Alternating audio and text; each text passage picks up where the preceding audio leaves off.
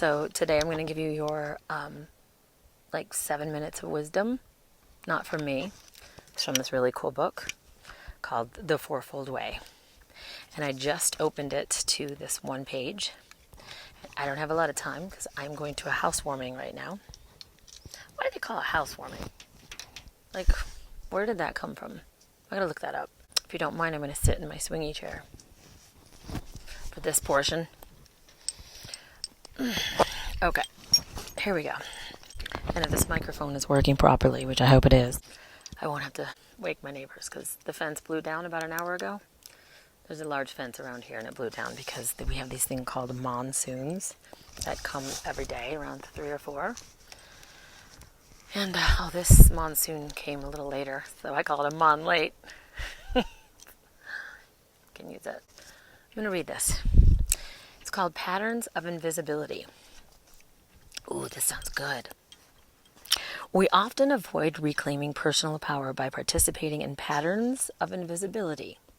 These patterns include hiding or holding back, or riding on the coattails of powerful people.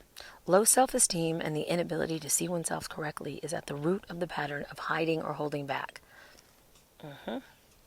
Another form of remaining invisible is to go on YouTube and never show your face. I made that up. Is to influence situations from behind the scenes. If we carry this pattern of hiding, we fear exposure or fully being seen in areas where we're inherently talented. Hiding behind the scenes reveals difficulty demonstrating personal leadership qualities and creative expression. This is very different than being fully behind the scenes or fully behind someone else's creative efforts with their own gifts and talents, fully engaged and not compromised in any way. This makes me think of wow, I seem to be referencing ex-boyfriends a lot. Could be because I've had a few. But this was a long-term one as well. When I say long-term, it's like 3 years. Because at our age, that's long.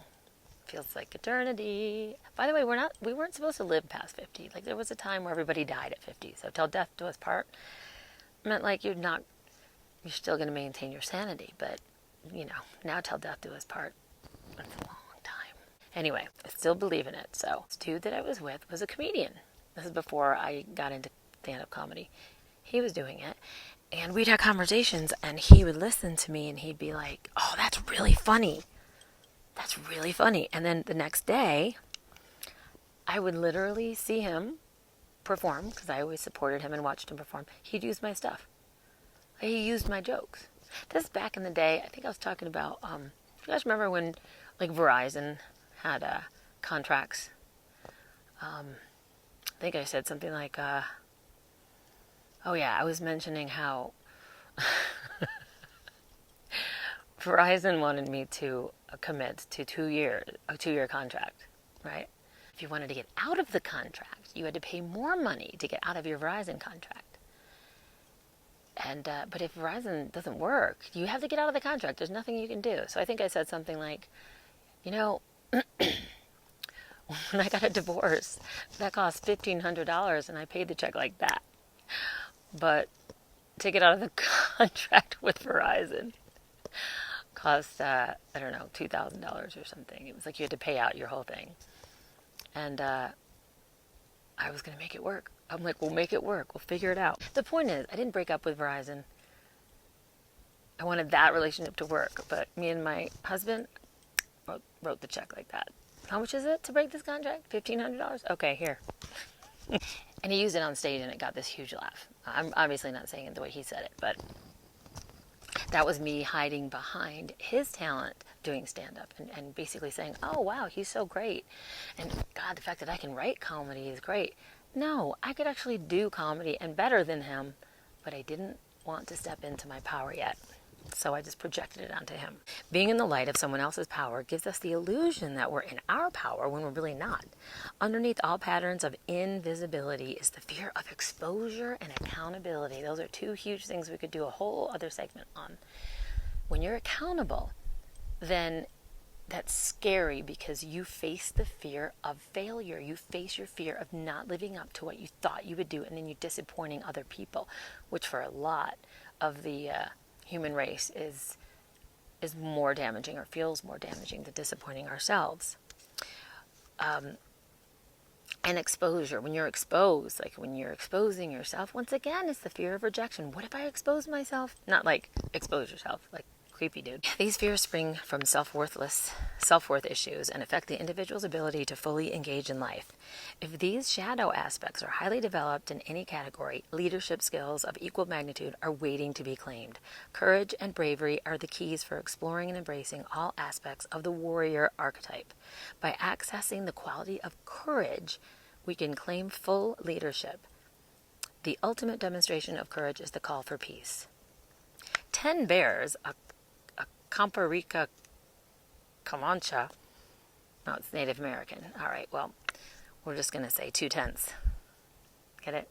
2 tenths. Anyway, he models the warrior archetype with his prayer. Great Spirit, I want no blood upon my land to stain the grass. I want it all clear and pure, and I wish it so, that all who go through among my people may find it peaceful when they come and leave peacefully when they go. Nice. It's a warrior's way to embrace strengths and weaknesses. With all parts of ourselves embraced, illusions are more easily collapsed. This enables us to participate in life more fully. As Joan of Arc, the 15th century mystic, said, "In God's name, let us go bravely. Let us go bravely." But what does it mean to be courageous? What does it mean to have no fear? I don't think it means have no fear. I think it means you have fear and you do it anyway. So now's the time, if there's ever been a time, to find out your warrior within. Your peaceful warrior within. Sometimes peace doesn't necessarily look like being quiet and ignoring your emotions and feelings. It's expressing them. It's owning up to them. It's realizing the power within. It's having that courage to love yourself enough to speak your truth and not be attached to the results. And also, it's not the time to be invisible right now. It's just not. Oh, I'm an introvert. I'm not like you. I'm not this entertainer. Blah, blah. I've heard it all before. Somehow, somewhere, there's something inside of you, the voice inside of you that needs expression. Doesn't necessarily mean you have to show your face or do YouTube videos or whatever. But it does mean that you have to engage with life, listen to the voice within, express yourself, give that voice a place to land, and own up to your visible traits, whether it's art or it's singing or whatever that is. Don't be afraid to make mistakes, because the beauty is in the imperfection. I always love paintings that have a little bit of something on them, whether it's a smear or a fingerprint or something, because it puts that touch of humanity in it, and I love that. Nothing is perfect in nature, but it's all perfect. The trees that are bent really like this, those are the best ones. Okay, you got it? You got some takeaway, I hope, from this? Because I'm dripping, I'm sweating like a whore in church. So, bisexuals.